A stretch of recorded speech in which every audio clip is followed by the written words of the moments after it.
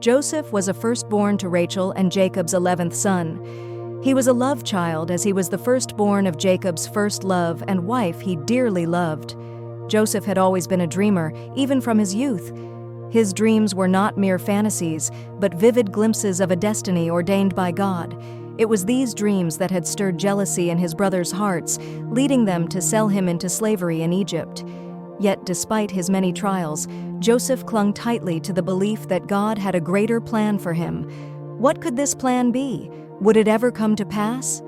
"For I know the plans I have for you," declares the Lord, "plans for welfare and not for evil, to give you a future and a hope." Jeremiah 29:11. Joseph's journey to the depths of that prison began long before he entered its gates. He was once a favored son, draped in a beautiful robe of many colors, a symbol of his father's love. But the day came when envy turned his brothers' hearts cold, and they threw him into a pit, selling him to merchants on their way to Egypt. Sold into slavery, Joseph served in the house of Potiphar, an officer of Pharaoh. God blessed the work of Joseph's hands, and Potiphar soon entrusted him with the running of his entire household. But as his fortunes rose, so too did the trials that sought to bring him down. Potiphar's wife, consumed with desire, falsely accused Joseph when he refused her advances. As a result, he was thrown into prison, his reputation tarnished, and his hopes seemingly shattered. Yet even in that dark place, Joseph did not abandon his faith. The Lord was with Joseph and showed him mercy and gave him favor in the sight of the keeper of the prison. Genesis 39:21. In the prison, Joseph's gifts were not hidden.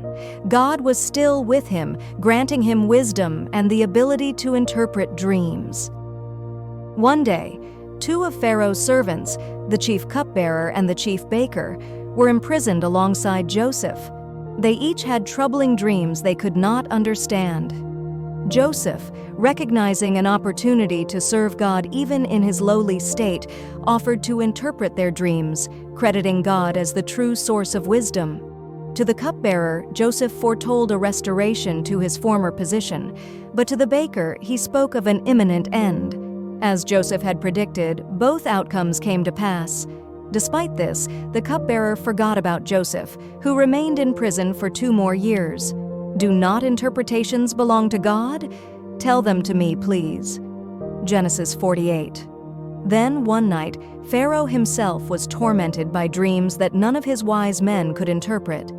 In his dreams, 7 healthy cows were devoured by 7 gaunt ones, and 7 full ears of grain were swallowed by 7 thin ones. Pharaoh's spirit was troubled, and no one in his court could provide the meaning. It was then that the cupbearer remembered Joseph, who had once accurately interpreted his own dream. Pharaoh summoned Joseph from the prison without delay. As Joseph stood before the ruler of Egypt, he made it clear that it was not he who could interpret dreams, but God who would give Pharaoh the answer he sought.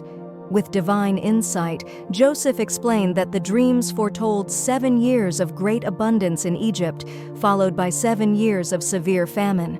He then advised Pharaoh to appoint a wise and discerning man to oversee the collection and storage of grain during the years of plenty to prepare for the coming famine. And Pharaoh said to Joseph, "Since God has shown you all this, there is none so discerning and wise as you are. You shall be over my house." Genesis 41:39-40.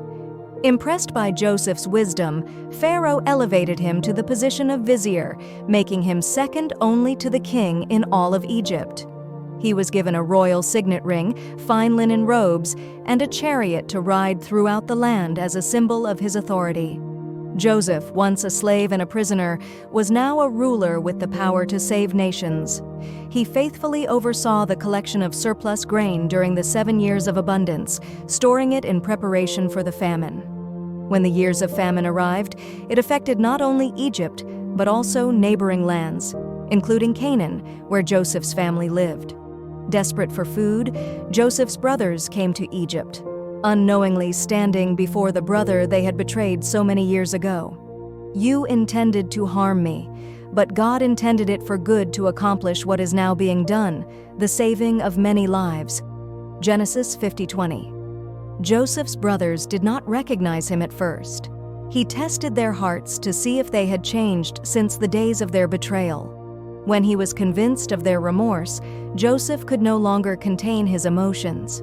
He revealed his true identity, saying, "I am Joseph, your brother, whom you sold into Egypt."